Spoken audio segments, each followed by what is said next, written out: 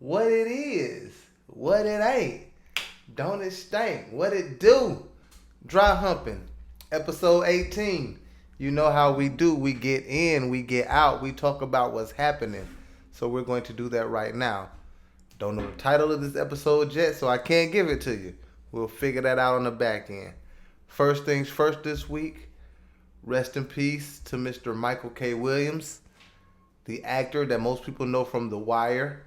I was introduced to him on Boardwalk Empire. I'm still yet to watch The Wire. Don't jump down my throat. But rest in peace. From what it looks like, there was an apparent overdose, and I don't want to do any editorializing on this or any speculation about it. So we're not going to do that. Just rest in peace. Prayers and thoughts is with his family and everyone who loved him, all of his loved ones. And it was sad to see him go. He had so much more in front of him. So just rest in peace, Michael K. Williams. That's it. Don't want to live there too long. We're going to move on. Texas. Texas cannot stay off of dry humping. Governor Abbott earlier today signed a new voter restriction bill. We're just going to touch over some of these things that it includes. Basically, the gist of it is this new bill will eliminate 24-hour voting in Texas. It will eliminate drive-through voting, which was something that was very, very popular in Houston during the pandemic. And the demographics of Houston usually vote Democratic. They don't like that, so they're trying to eliminate that. They're going to have limits on early voting. New voter ID laws that are going to make it harder for people without a voter ID to vote in the mail via mail. And poll watchers, which I found interesting. I don't know what's up with Texas. Last week we talked about Texas basically deputizing their citizens to uphold the abortion law that they just put into place. Here we are a week later, and they are putting poll watchers in place to watch the elections. Which, again, like I asked last week, I don't understand how people don't see how this could go wrong. You're going to have, because most people who vote Democrat don't believe that there's any, and there's no reason to believe it because there was not any. There was no voter fraud. There was no election fraud this past presidential election. So most Democratic voters aren't going to be wanting to be poll watchers to sit back and watch what people are doing. That's a dog whistle for Republican voters to come out and see what people are doing. That's a dog whistle for Republican voters, especially in Texas, to show up to places where people vote with your guns and try to intimidate voters. And the fact that that was signed into law by a governor is ridiculous. But no matter what, Georgia's trying to do it now because they're afraid of Stacey Abrams. And Stacey's coming, people. You can't stop it. Texas is trying to do it right now. And there are a few more states, like 10 other states, who are rolling out voter registration laws and voter restrictions. Different voter restrictions are being signed into law. But I don't know. I guess because maybe white people in some of these states are trying their best to keep history out of these schools, that they haven't studied the history of black people. Black people don't give a damn about what y'all don't want us to do. You're not going to do anything but give black people more incentive to show up and show out this next election. Don't believe me? Just watch. Guaranteed. Black people have been coming to places that we weren't wanted all the time and showing out. Golf clubs, tennis clubs, country clubs, hell, fight clubs.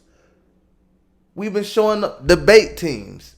We've been showing up to places where we weren't wanted all the time and showing up and showing out. And the fact that people are trying this hard to make sure that black people don't vote, you're not doing anything but incentivizing black people to come out and show you that we can't be stopped. Don't believe it. Just watch. Let's move on. The state of Virginia has removed a Robert E. Lee statue out of Richmond. This statue was the oldest symbol of white supremacy in Virginia. It was erected in 1890. And it finally came down today. And oddly enough, it doesn't seem like there was much hoopla about it. Came down. I didn't see any protests. I could be wrong on that. I'll look into that. But it's time. It's time. It's great that future generations won't have to explain to their children why someone who lost a war to keep black people in bondage has a statue. There was no explaining that first and foremost. So people don't have to try to do the mental gymnastics now to do it.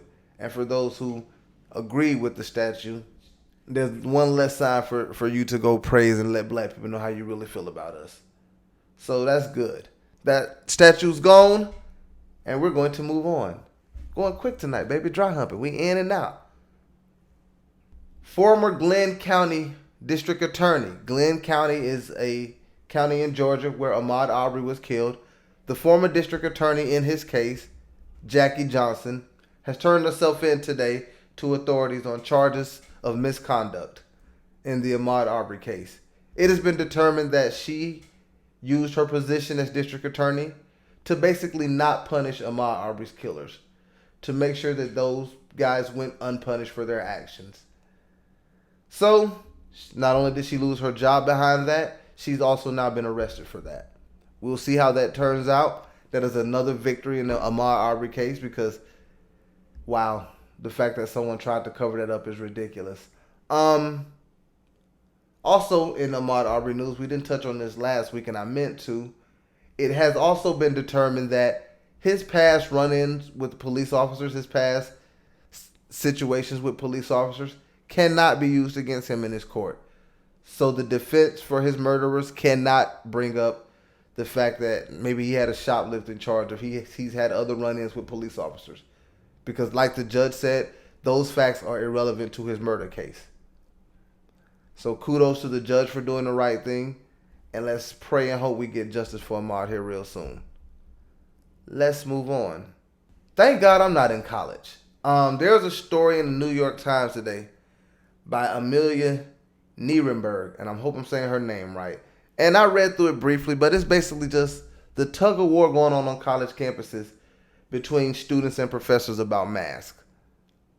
And I can imagine it's probably going both ways, where you're going to have some professors who are some conservative in their thinking and they don't want to wear masks, and the students would prefer that they did. And you're going to have some students who, on the other side of it, some professors who want their students to be masked up because they care about that type of thing. And they're going to have students who don't care about it. And I can just imagine how that's going to look amongst the student body on campus. And I went to a school where there was racial tensions all the time for different reasons. So I could just imagine how that's going to look on some of these college campuses. I pray that it doesn't get out of hand. And for whatever reason, I just want to drop that little nugget in here. Let's move on. Shout out to Chamomile for the snort.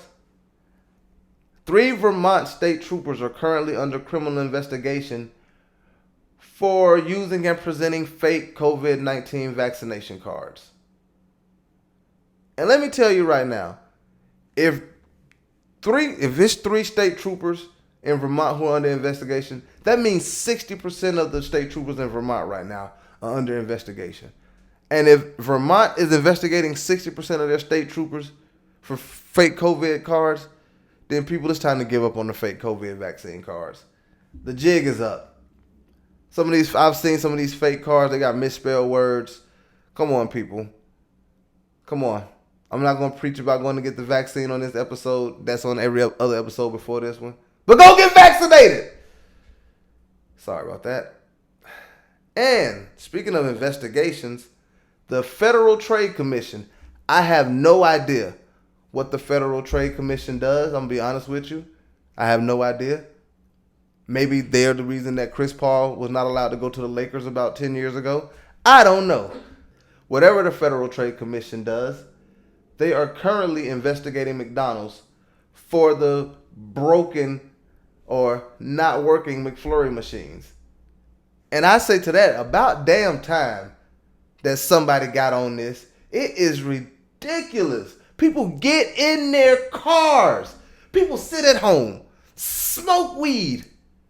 You know how much energy and want to it takes to smoke some good weed, then get up and get in your damn car to make a trip to McDonald's? You get in your car, you headed to McDonald's. I don't know why you got a McFlurry in your head after 7 p.m., but you do because the weed told you, hey, Go get you an Oreo McFlurry, bruh. Go get you one. You deserve an Oreo McFlurry tonight. So you get your ass in your car, you crank your shit up, you turn on your favorite Hall & Oates song, and you head to McDonald's. And you get there, you like, you know what? Not only am I going to get the McFlurry I came here for, let me get a McDouble, a value fry, and an Oreo McFlurry. And what they say? Ice cream machine down, no McFlurries. And now you like, damn, I might as well get this McDouble and these fries because I drove here, but the one damn thing I wanted ain't available. About time somebody investigate that. Federal Trade Commission, get to the bottom of it. I can't wait to hear what your report is. That is all for this week. This has been therapeutic for me. I hope you got something out of it as well. We will see you next week. Dry humping, baby.